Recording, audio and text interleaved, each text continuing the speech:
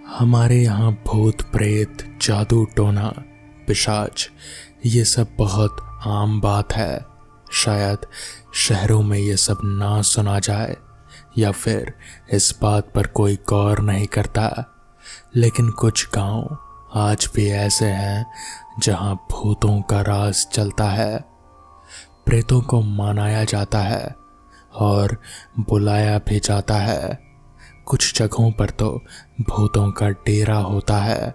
वहाँ आम इंसान का जाना मतलब कभी वापस ना आने के बराबर हो जाता है। कुछ खंडर और हवेली आज भी वीरान पड़े हुए हैं, क्योंकि वहाँ भूतों का डेरा है, प्यासी आत्माओं का वास होता है वहाँ। ऐसी ही एक हवेली थी चंदनगढ़ में। खूनी हवेली के नाम से उसे सब जानते थे। गांव में सबको पता था कि वहाँ भूतों का डेरा है, इसलिए वहाँ आसपास भी कोई नहीं जाता था। भेड़ बकरियां चराने वाले भी उसके पास नहीं भटकते थे। जानवर भी दुबक कर भाग आते थे। इस हवेली में एक बहुत ही जालिम शिकारी रहता था। वो जानवरों का शिकार करते करते कभी इंसानों को भी मार देता। लोगों को जब ये बात पता चली तो सारे गांव वालों ने उसको मिलकर मौत के घाट उतार दिया। लेकिन बात यहाँ खत्म नहीं हुई। उस शिकारी की आत्मा उसी हवेली में वापस आई और उसकी खुद की तस्वीर में जाकर छुप गई। जब उस शिकारी के हवेली के हिस्से मांगने वाले रिश्तेदार वहां आए तो उस जालिम शिकारी की आत्मा ने सबको मौत के घाट उतारा और सबके कटे हुए सिर को बाहर रास्ते पर फेंक दिया, ताकि सब लोग समझ जाएं कि शिकारी अब लौट आया है। इस बात को कई साल बीत गए। अब तो वहां ना हवेली थी ना कोई शिकारी। इतने साल बीत जाने के बाद सब कुछ तहस नहस हो गया था। बस कुछ पत्थर और टूटी हुई दीवारें उस हवेली की मौजूदगी बता रहे थे। लेकिन गांव वालों का मानना है कि जिसकी कुंडली में वो योग होता है, वो हवेली उसको नजर आती है। ये बात कहाँ तक सही थी, ये तो वही लोग जानते हैं। हवेली अब तक ना तो किसी को दिखे थे और ना ही वो डरावनी शिकारी का खूनी भूत। अमावस की रात थी। बारिश भी बहुत जोरों की हो रहे थे।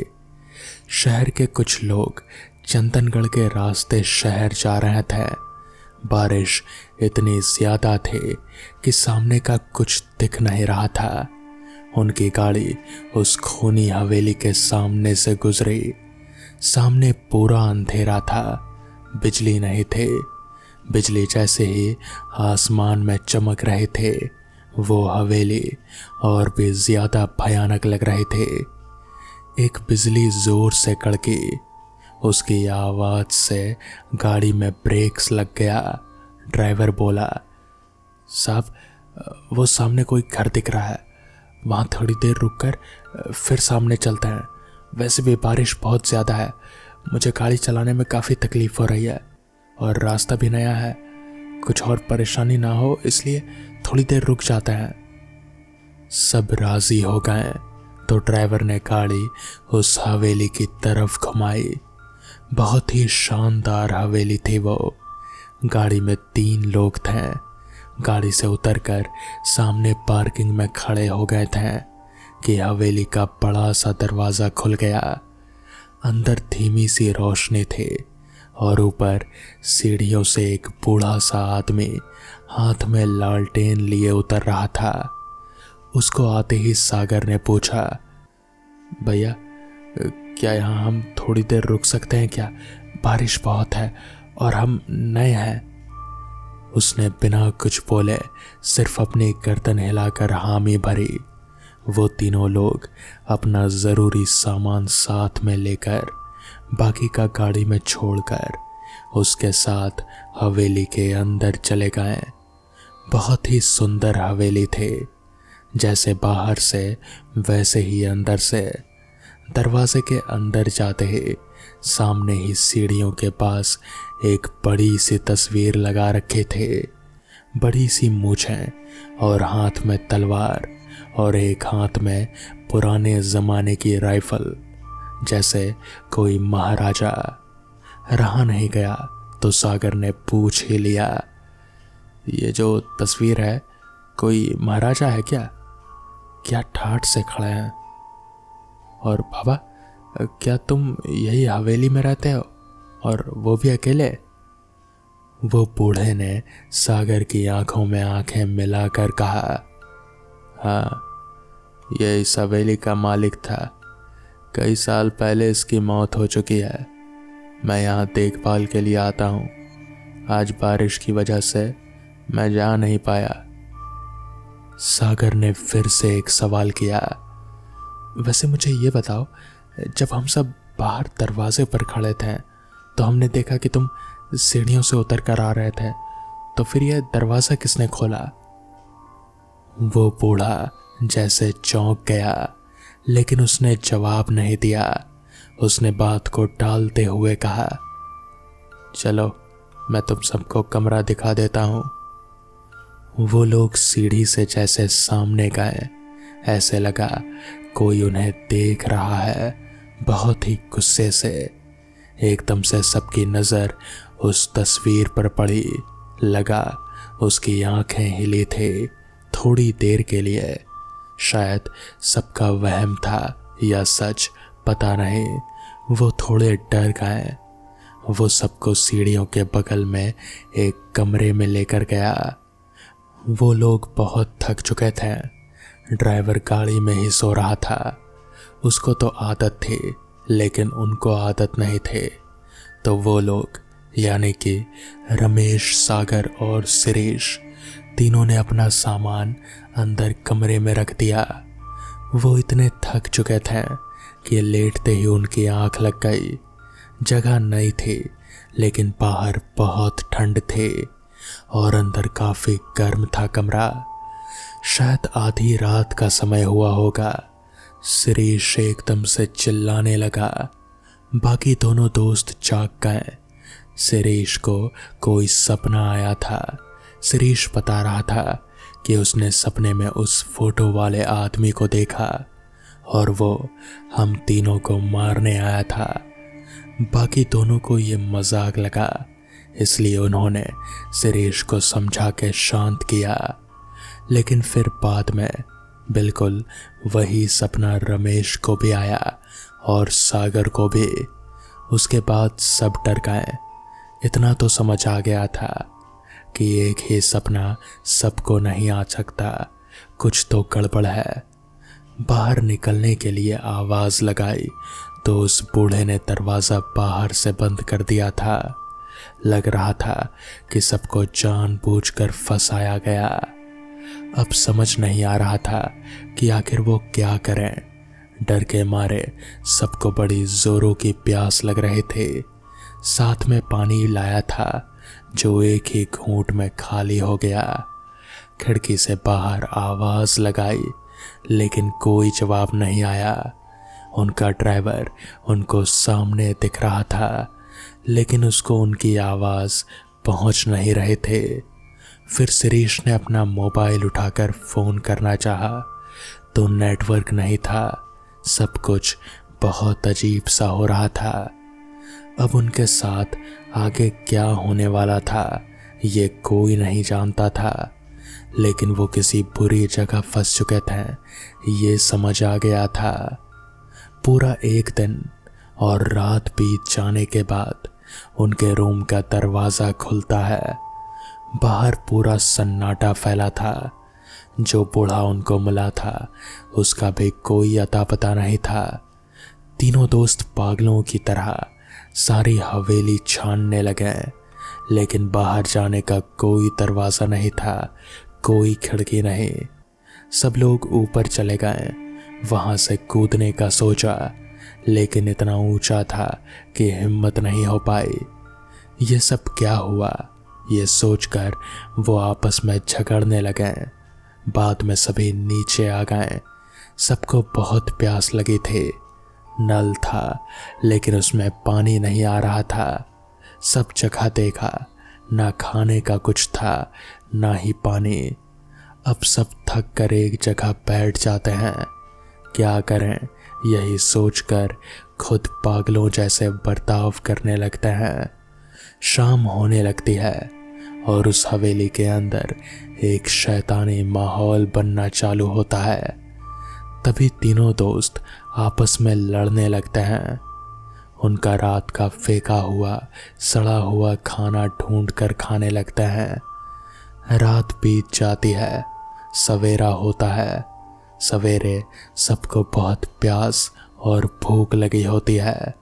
सुबह फिर से सब लोग पानी को खोजते हैं, लेकिन अचानक सागर का पैर सीढ़ियों से फिसलता है और उसका हाथ दीवार पर टकराने से खून निकलना चालू होता है।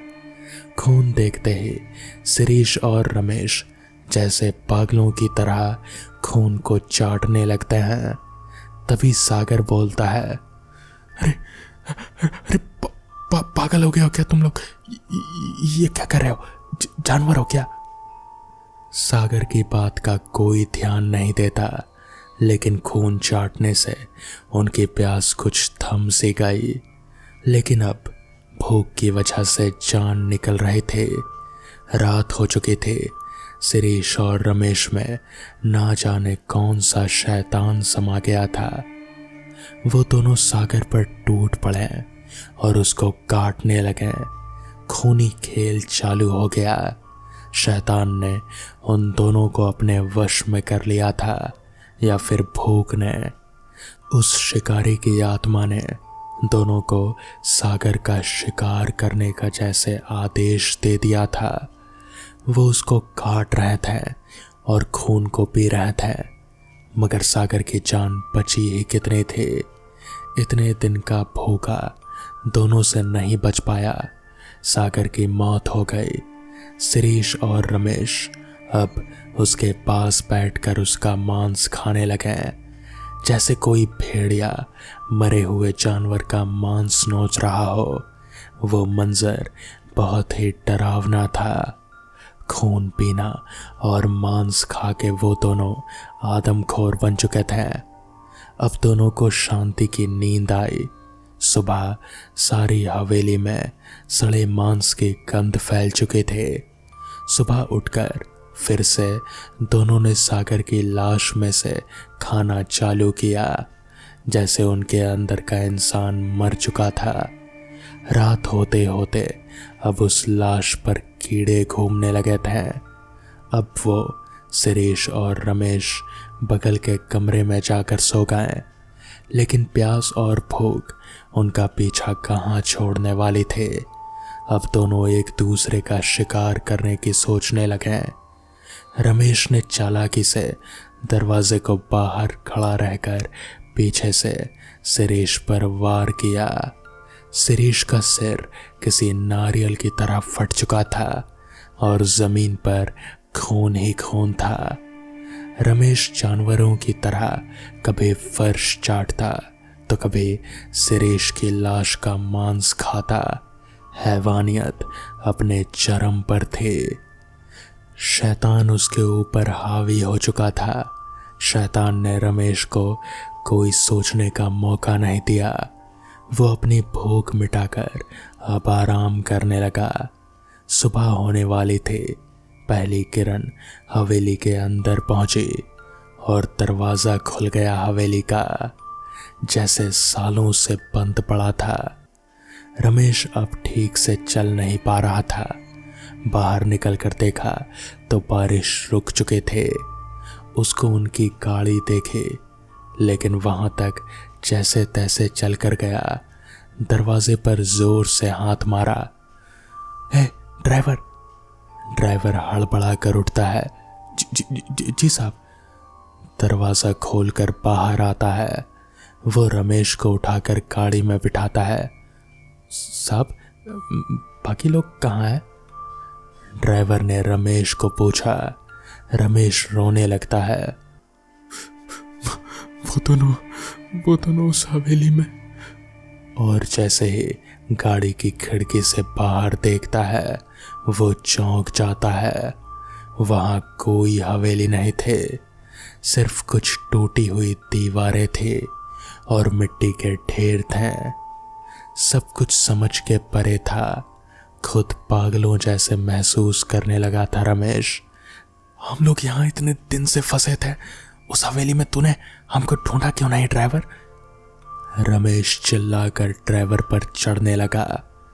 साहब, हम सब कल रात को ही तो यहाँ पर आए थे, सिर्फ बारिश के लिए रुके थे। ड्राइवर डर कर बोल रहा था। अब मानो रमेश का खून सूख गया। उसके साथ पिछले 4 दिन से जो हो रहा था वो क्या था, सपना या कोई छलावा? हवेली गायब और उसके दोनों दोस्त का क्या हुआ वो तो बस रमेश ही जानता था। वो बर्फ की तरह एक जगह जम गया, हिल नहीं पा रहा था। ड्राइवर ने थोड़ा जोर से डरते हुए रमेश को हाथ लगाया।